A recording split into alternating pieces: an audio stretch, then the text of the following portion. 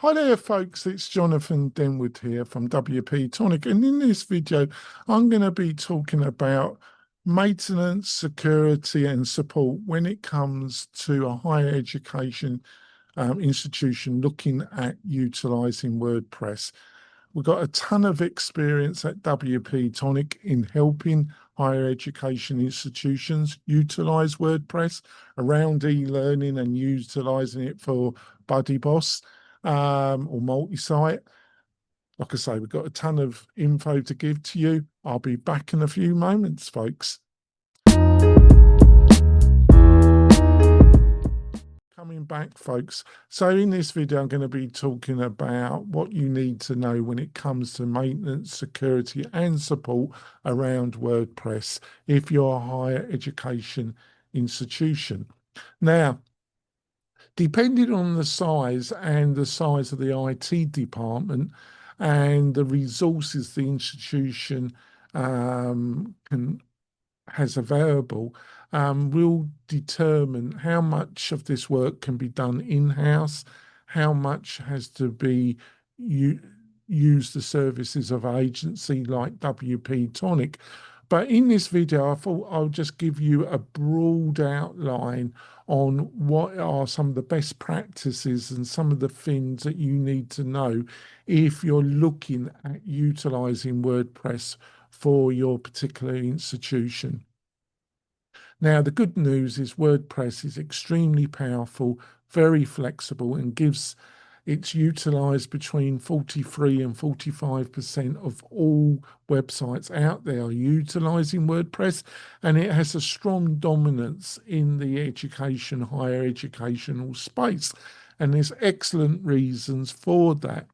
Now, also, it's very cost effective. The core of WordPress is free, but you've got to be aware there are costs in running it in a secure and maintainable way. Now, WordPress, the core is powerful, but it's extended by third-party plugins. Some of those are free, some of those are premier. You have to pay for them. You also can build custom plugins that extend the functionality of the core of WordPress.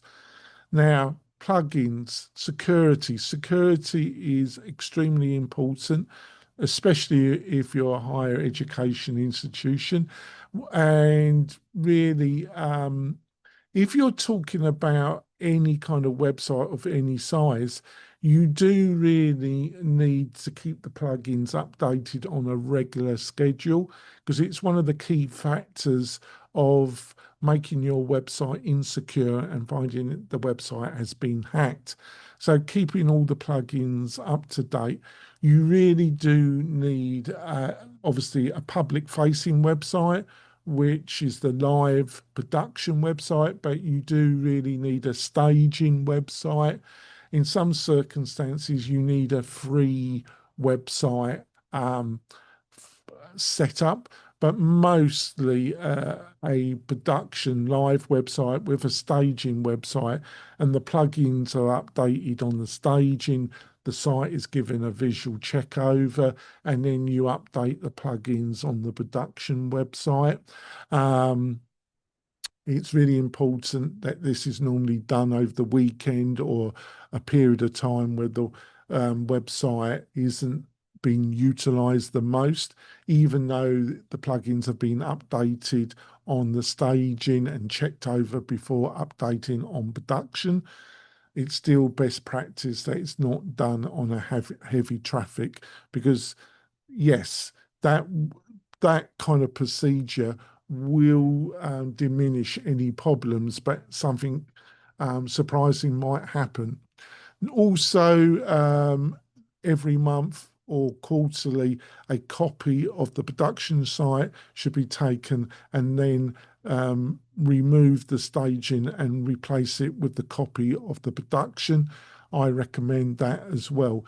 You also need hosting, good quality hosting, like what you get at WP Tonic, but there's about half a dozen really top-rated hosting providers out there that I think are suitable for a higher educational institution. Depending on the size, the traffic, this won't be, this will be done on kind of semi-enterprise level hosting basis. Um, Also utilizing a security plugin system. We utilize Mailcare as our partner. It provides a external firewall. Obviously, you get this with Cloudflare as well, but I also think utilizing a quality provider like Mailcare provides another tier of security for your website. Good backup. With Mailcare, we get access to Blog Vault, which is an excellent backup system as well. We're a bit very on top of backups when it comes to the clients that we are supporting, because that's part of the security vector system as well. So also depending on the internal resources you've got, we also provide maintenance and support packages where we provide so many hours of quasar support and updating plugins or fixing any problems. It really does depend on what kind of internal resources you've got. A lot of universities are a bit stretched and they use students, which is a great resource, but it's also best that you've got a professional backup that can work with your student base if there's a need for more advanced customization.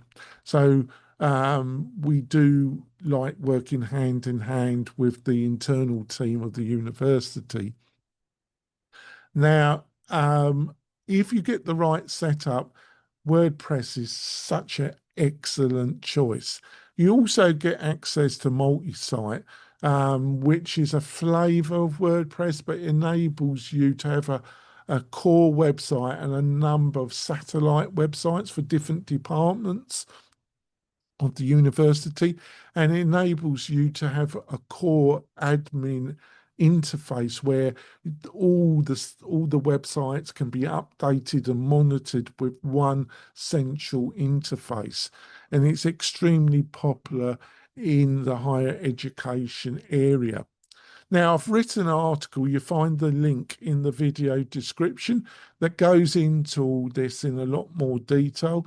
I just want this video to give you some broader outlines around WordPress, why it's a good choice for your institution, and some of the key things you got to know in deciding if you're going to have a partner like WP-Tonic or another partner, and what those partnerships actually do to keep the website secure, maintained, and build a real partnership.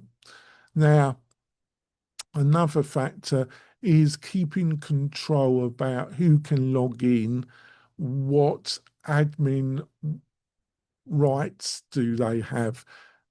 One of the vectors that get higher institutions in a bit of trouble is handing out admin access to the website to a large group of users and not deleting accounts, having some password mechanism about lengths of passwords, and who's going to be removed, who has admin access to the website.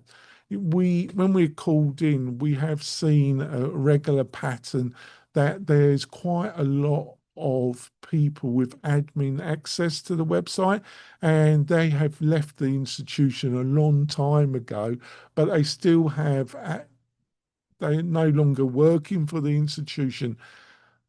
There really needs to be structure around that, because that is a key vector for getting the website hacked, basically. Now, keeping control over that, utilizing things like 1Password password. There's about 4 or 5 password managers, and keeping your password strong, keeping reasonable admin as well, not using admin as your admin name, but having strong passwords is all important. Keeping the plugins all up to date, making sure that somebody that has got admin can't just install a plugin. They really have to ask one individual or ask the partner to install a plugin. Many institutions that we work with, literally half a dozen people can install a plugin on a live website without there even being a discussion about it. That is not a good idea, is not the right way to approach this. There should be a request to the partner, the, the the partner that's helping you support the website. They can install it on the staging site. They can do a security evaluation of the plugin, see that it doesn't conflict with any existing plugins. And after those checks are done, it's then installed on the production website. It's just basically having a methodology, having systems agreed and sticking to them. This will make the whole website much more secure, avoid any problems, and make the whole experience a lot less stressful and just easy going, basically. Now, if you found this video useful, give us a thumbs up and think about subscribing to the channel. That really shows Google that I'm doing something right, and that encourages me to make more of these videos, which is a win-win for you and for me. I'll see you soon, folks. Bye.